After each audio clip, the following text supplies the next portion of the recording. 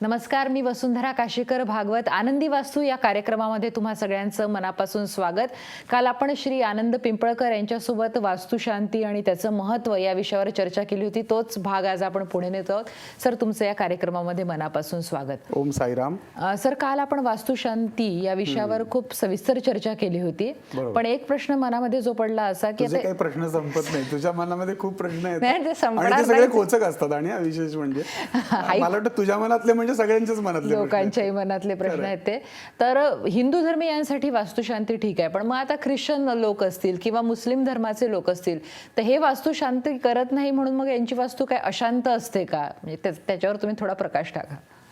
सगळ्यात पहिल्यांदा म्हणजे मला ह्या गोष्टीचं उत्तर दे की तुम्हाला सांगितलं कोणी की ते लोक वास्तुशांती करत नाहीत?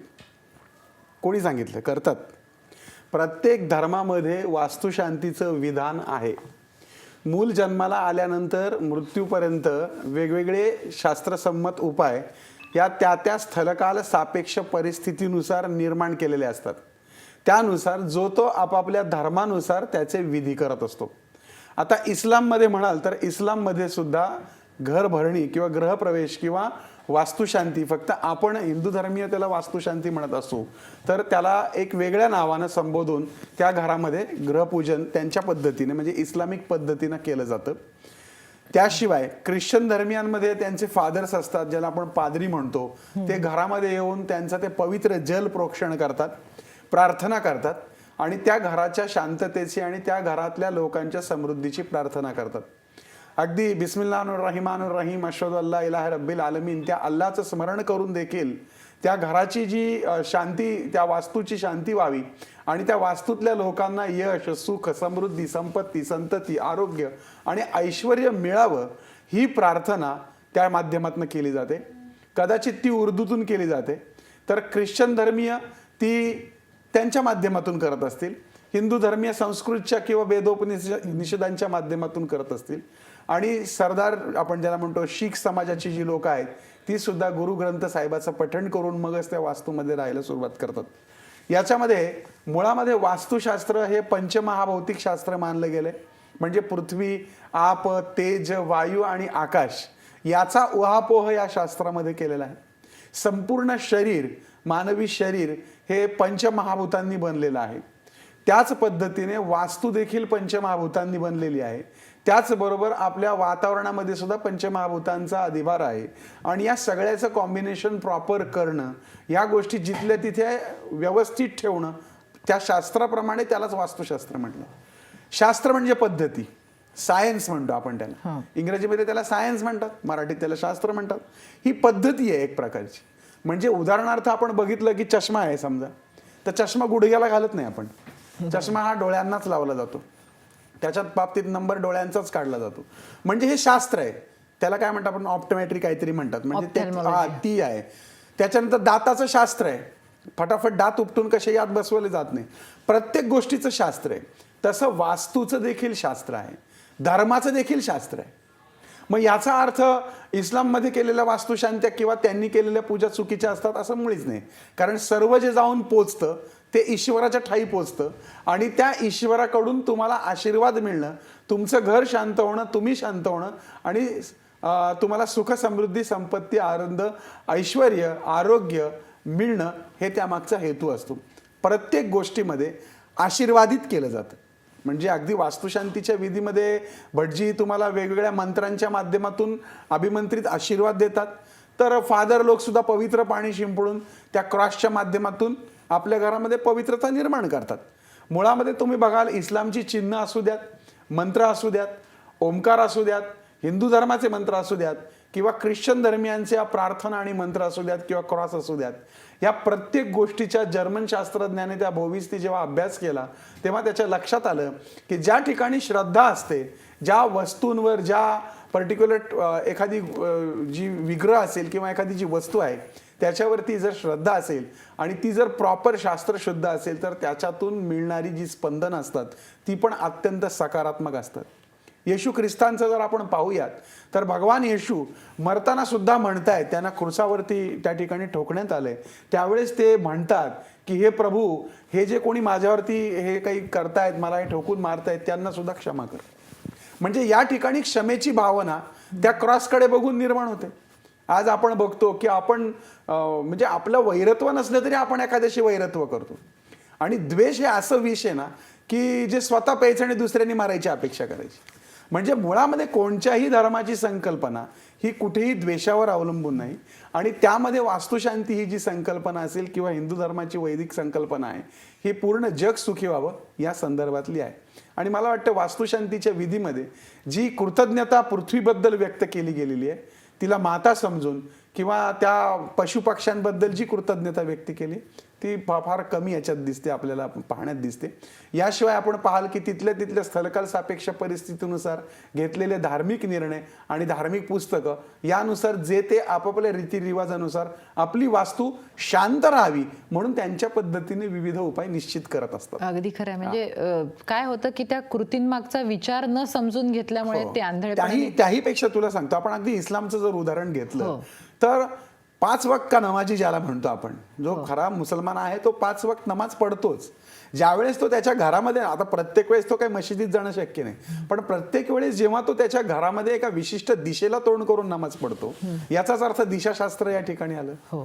जमजमला खूप महत्व गेलेलं आहे. म्हणजे याचाच अर्थ जमजम हे पाणी आहे म्हणजे तिथे जलाला महत्व दिलं गेलेलं आहे आणि निर्गुण निराकार परमेश्वराला महत्व दिलं गेलं. प्रत्येक वेळेस ज्यावेळेस नमाज अदा केली जाते त्यावेळेस काय त्याच्यामध्ये काही त्या नमाजाच्या माध्यमातून ईश्वराचं स्मरण केलं जातं. आणि कोणत्याही स्वरूपातल्या ईश्वराचं स्मरण जेव्हा तुम्ही करता, मग ते माणसातलं असू दे नाही तर निर्गुण निराकारातले असू दे, निश्चितच त्या ठिकाणी सकारात्मक ऊर्जा निर्माण होते. आणि म्हणून हे शांती विधान हे 100% प्रत्येक धर्मामध्ये आपल्याला निश्चित पाहायला मिळतं. अगदी खरं आहे. सर, आपण जे व्हॉट्सअपसाठी जो फोन नंबर दिला होता त्याच्यावर सुद्धा अनेकांनी प्रश्न आपल्याला विचारले आहेत. अनुराधा चौधरी म्हणून आहेत औंध पुणे इथून यांनी हा प्रश्न विचारलाय. त्यांचं म्हणणं असं आहे की घर जर दक्षिणाभिमुख असेल तर याच्यावर काय उपाय आहेत? आता गंमत अशी आहे की मूळ आपल्याला सगळ्या दिशांचं ज्ञान होणं यामध्ये गरजेचं आहे. दक्षिणेबाबतीत मात्र कायम लोक एका विशिष्ट अनामिक भीतीच्या दबावाखाली दबलेली असतात की दक्षिण म्हणजे क्षीणत्व हाही तितकाच भाग महत्वाचा आहे, पण दक्षिण म्हणजे धन हाही भाग तितकाच महत्वाचा आहे.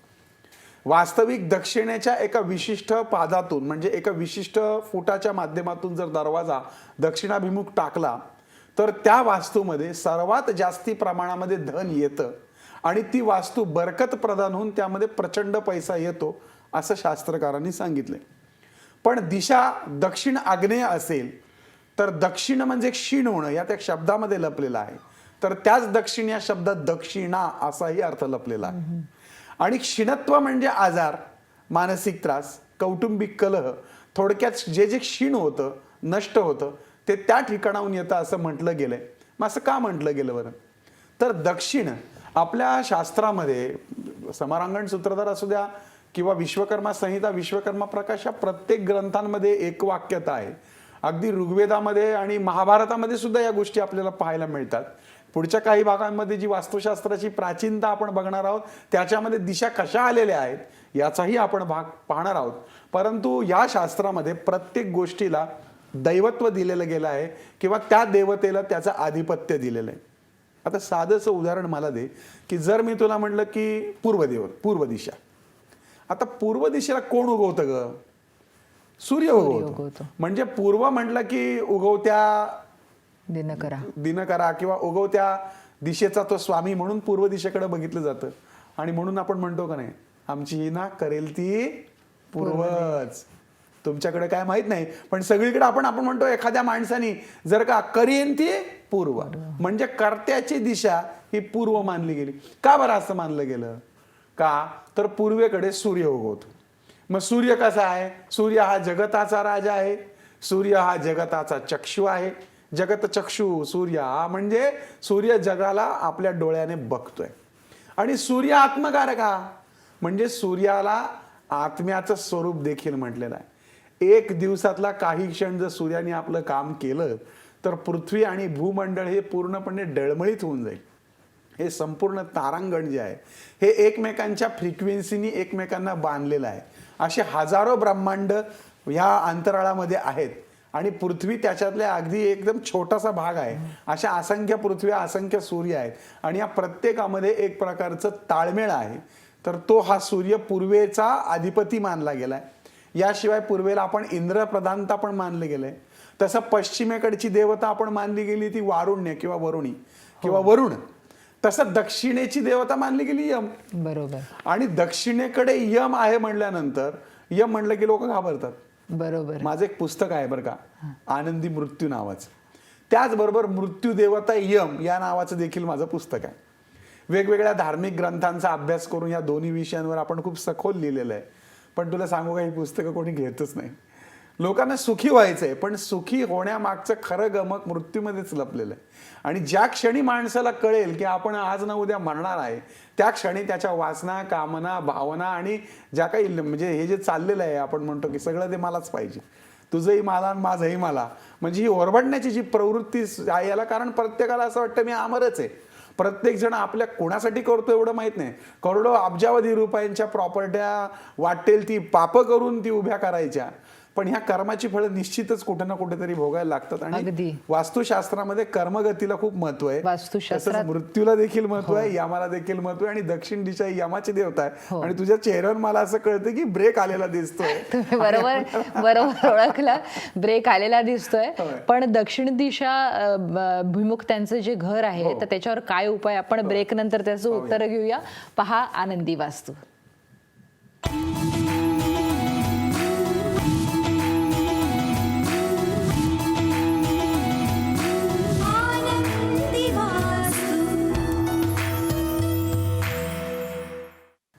आणि ब्रेक नंतर आनंदी वास्तू या कार्यक्रमामध्ये पुन्हा एकदा तुमचं मनापासून स्वागत. आपल्यासोबत आहेत आनंद पिंपळकर, वास्तुशास्त्रज्ञ आणि ज्योतिर्विद आहेत. सर, फार वेळ घेणार नाही. त्यांचा अनुराधा चौधरींचा जो प्रश्न होता की दक्षिणाभिमुख वास्तू आहे तर काय उपाय करावा. आता कसं आहे की प्रत्येकाला उपाय सांगितलेले, ते उपाय आपण माहिती करता दाखवतोय. आणि सगळ्यात महत्वाचं म्हणजे हे उपाय केल्यानंतर फार मोठा फरक पडतो, फार पैशाचा पाऊस पडतो, तुमचं आरोग्य अगदी तुम्ही आजारी असाल तर खडखडीत उठून चालाय फिरायला लागता, असा कोणताही दावा नाहीये. ठीक आहे. हे जे उपाय आहेत हे शास्त्रकारांनी सांगितलेले आहेत.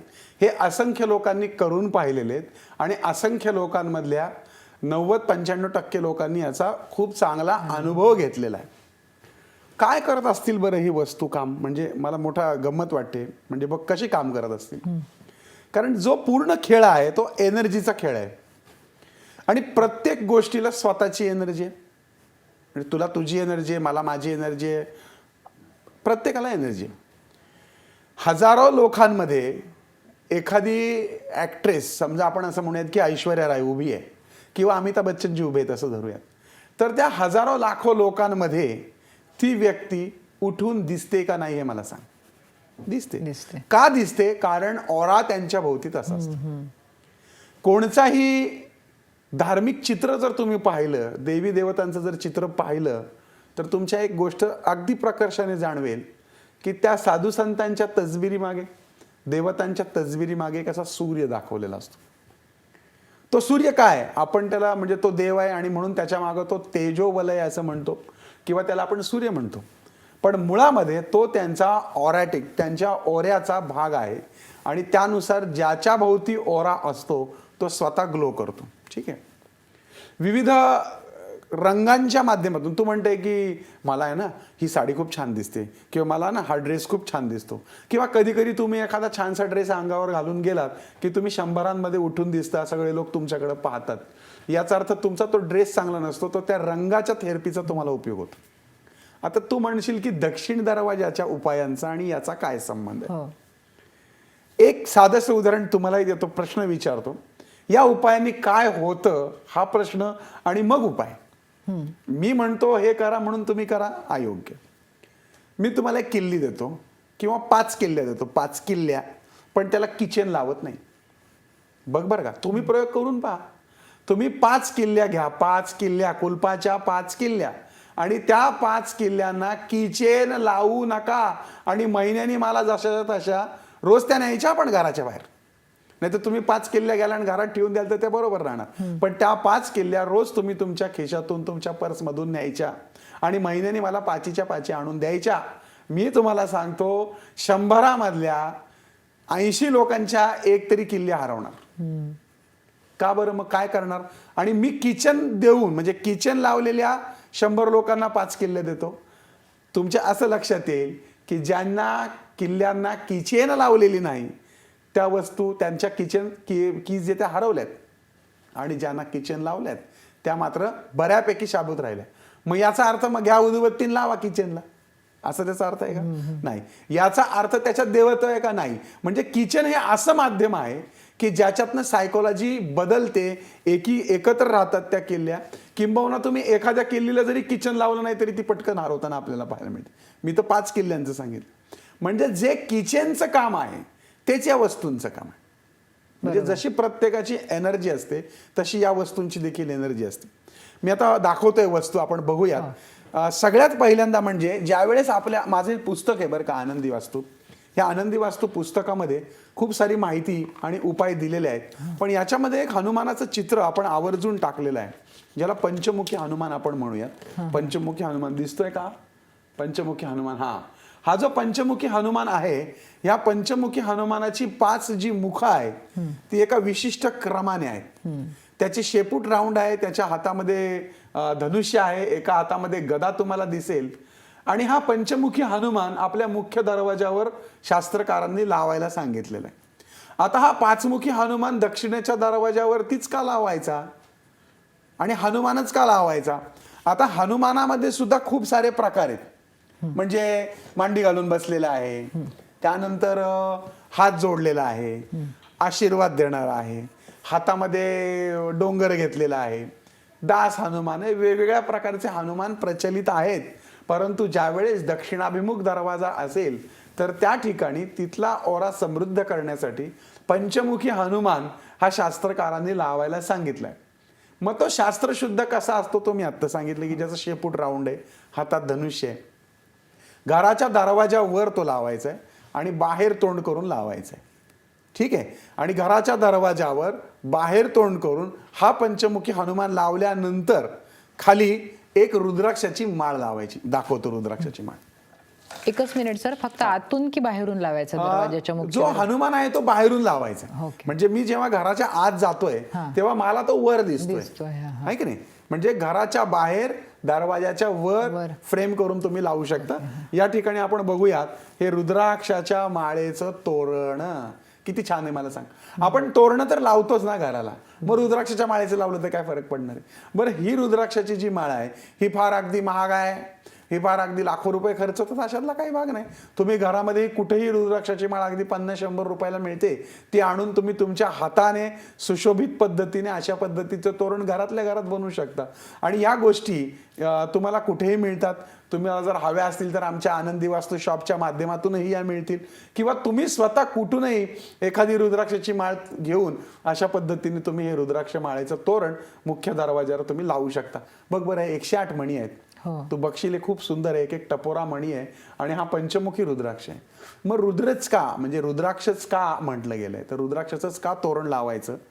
तर वास्तुपुरुष जो आहे ही संकल्पना मुळातच शिवाच्या घामातून जे महाभूत निर्माण झालं वगैरे वगैरे, जो वास्तुपुरुष आहे त्याची संकल्पना आहे. मुळामध्ये वास्तुपुरुषाला किंवा संपूर्ण वास्तूला जो आशीर्वाद आहे तो भगवान शिवशंकराचा आहे.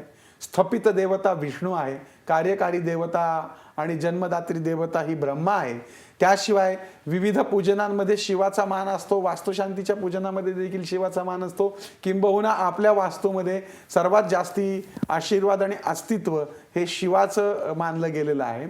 आणि त्या शिवाचा रुद्र, त्याचा अक्ष, म्हणून त्या शिवाला रुद्र म्हटलं गेलं आणि त्याचा अक्ष, त्याचा डोळा किंवा त्याचा अश्रू असंही म्हटलं गेलेलं आहे, त्याचा घर्मबिंदू असंही म्हटलं गेलं आहे. बऱ्याच ठिकाणी वेगवेगळी मतं आहेत. परंतु रुद्राक्षाचं तोरण हे मुख्य दरवाजावर लावावं आणि पंचमुखी हनुमान दरवाजाच्या वर लावावं. आता रुद्राक्षाच्या माळेमधून पंचमुखी रुद्राक्ष 108 गुंफल्यानंतर त्याच्यातनं एक अशी एनर्जी निर्माण होते की ती वातावरणातल्या निगेटिव्हिटीला ॲब्झॉर्ब करते. आता ती कशी? स्वयंपाकघरामध्ये तू स्वयंपाक करतेस आणि खूप धूर झालाय आणि एक्झॉस्ट फॅन नाही, काय होईल? घरामध्ये धूर होईल, तुला ठसका लागेल आणि तुला काम असह्य होईल. पण तेच जर एक छोटासा एक्झॉस्ट फॅन जर आपण घराच्या एखाद्या कोपऱ्यात लावला तर तो सगळा अख्खा दूर त्यातून बाहेर जाईल. ही झाली यांत्रिक दिखाऊ प्रक्रिया, ज्याच्यामुळे आपण पाहू शकतो की दूर जातोय. परंतु यातली प्रक्रिया ही अनुभूतीची प्रक्रिया आहे. त्यामुळे हे लावल्यानंतर काय होतं याचा अनुभव घेऊन आम्हाला जरूर कळवा. असा कोणताही दावा नाही की हे लावल्यानंतर सगळे प्रॉब्लेम सॉल्व्ह होतात, पैशाचा पाऊस पडतो, खूपच चांगलं होतं, असं माझं काही म्हणणं नाही. परंतु हे लावल्यानंतर निश्चितच तुमच्या मनाला काही नाही तर आनंद जरूर वाटेल की हे रुद्राक्षाचं तोरण दरवाजावरती जेव्हा सजलं जातं त्यावेळेस ते इतकं छान दिसतं. आणि रुद्राचं तुम्ही बघाल, म्हणजे रुद्राक्ष कोणताही साधू संत जर बघाल तर गळ्यामध्ये रुद्राक्ष घालताना दिसतो. मग रुद्राक्ष काय करत असेल तर रुद्राक्ष हे उष्णतेचं ऊर्जेचं नियमन करतं. रुद्राक्षाचं फळ काय करतं तर रुद्राक्षाचं फळ हे अत्यंत औषधी, गुणकारी आणि सकारात्मक ऊर्जा निर्माण करणार आहे. आता ऊर्जा काय आहेत, सकारात्मक असतील, नकारात्मक असतील, त्याचं काही प्रात्यक्षिक आपण पुढच्या भागात बघणार आहोत. परंतु ह्या सकारात्मक ऊर्जेच्या निर्मितीसाठी रुद्राक्षाचं तोरण हे उपयुक्त आहे. तुम्हाला ह्या वस्तू आमच्या आनंदी वास्तू शॉपच्या माध्यमातून मिळू शकतात. आनंदीवास्तू.com माध्यमातूनही तुम्हाला ह्या मिळू शकतात, घरपोच त्या येतील, किंवा आमची वेगवेगळ्या ठिकाणी जी प्रदर्शनं असतात ते आम्ही वेळोवेळी जाहीर करू, त्या माध्यमातूनही आपल्याला ती मिळून जातील. एकंदरीतच माझं आनंदी वास्तू हे पुस्तक तुम्ही घेतलं तर याच्यात खूप सारे उपाय आहे.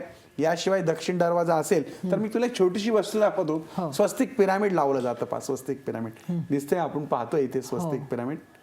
काय आहे स्वस्तिक मध्ये, आपण बघितलं की स्वस्तिक मध्ये खूप मोठी एनर्जी वाहते, बोविस पॉवर ज्याला म्हणतो आपण, हे स्वस्तिक एनर्जी. मग याला काय केलं की त्यांनी बारीक बारीक बारीक बारीक पिरामिड्स लावलेले आहेत सगळे. हे 120 पिरामिड्स आहेत. याला एक खेळा मारायचा आहे आणि हा दरवाजाच्या आतून लावायचा भाग आहे. म्हणजे दरवाजाच्या आतून हे स्वस्तिक पिरामिड लावायचे.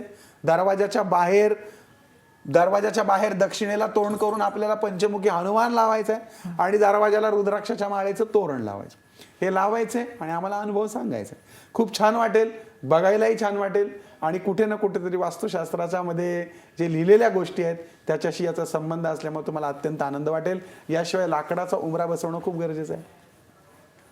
लाकडाचा उंबरा दक्षिणाभिमुख दरवाजाला बसवणं गरजेचं आहे.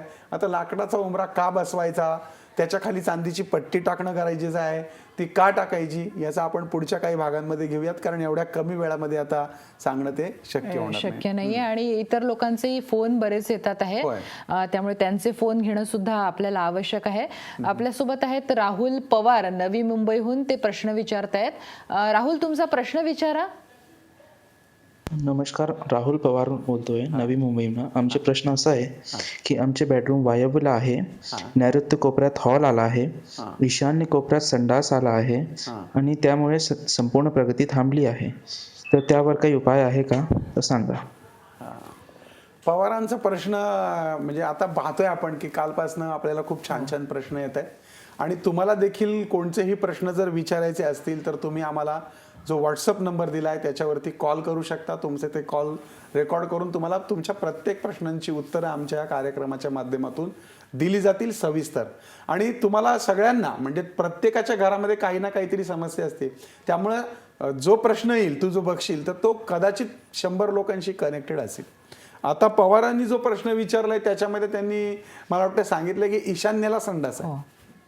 मगाशी आपण बोलता बोलता पाहिलं की कर्त्याची दिशा पूर्व, तसं ईशान्य दिशेचा जर विचार केला तर ईश्वर येतो, आग्नेयाचा विचार केला तर अग्नी येतो, नैऋत्येचा विचार केला तर जडत्व येतं, वायव्येचा विचार केला तर वायू किंवा गॅस येतो, उत्तरेचा विचार केला तर उत्तरोत्तर प्रगती येते, दक्षिणेचा विचार केला तर क्षीणत्व येतं, पश्चिमेचा विचार केला तर पश्चिमत्व शांतित्व येतं. तर मग हा जो विषय आहे म्हणजे कुठला विषय म्हणतो तुमचा आता जो प्रश्न, ईशान्येचा, तर ईशान्य म्हटलं तर ईशा आला. म्हणजे ईशान्येला जर ईश्वर आला तर त्या ईश्वराच्या जागी संडास बाथरूम करणं कितपत योग्य. वास्तुशास्त्र हे दिशा काही मी लिहिलेलं नाहीयेत किंवा ह्या दिशांबद्दलचं ज्ञान ह्या दिशांमध्येच लपलंय वास्तुशास्त्र. त्यासाठी कोणत्याही वास्तुतज्ञाला बोलून लाखो रुपये खर्च करायची गरज नाही. आणि वास्तुशास्त्र हे मुळामध्ये अनेक तत्वांनी बांधलेलं आहे. त्यामुळं जमिनीवरचे नियम तुम्ही फ्लॅटला लावू शकत नाही, तुम्ही अंतरिक्षातले नियम पृथ्वी तत्वाला लावू शकत नाही असे वेगवेगळ्या गोष्टी आहेत. अगदी सर, म्हणजे राहुलनी जो प्रश्न विचारलाय ईशान्येला त्यांच्या घरामध्ये एक चूक टॉयलेट, आहे आणि हा, त्याची तर त्याचे प्रगती- उपाय जे आहे सर आपल्याला ते बघायचे आहे, पण आता इथे आपल्याला वेळेची मर्यादा असल्यामुळे थांबावं लागतंय. होय. मला असं वाटतं उद्याला परत आपला जो 4:30 वाजता कार्यक्रम होणार आहे त्यामध्ये आपण हे उपाय बघूया. त्याच्यामुळे उद्याला परत 4:30 वाजता आनंदी वास्तू हा कार्यक्रम बघायला विसरू नका. पहा आनंदी वास्तू.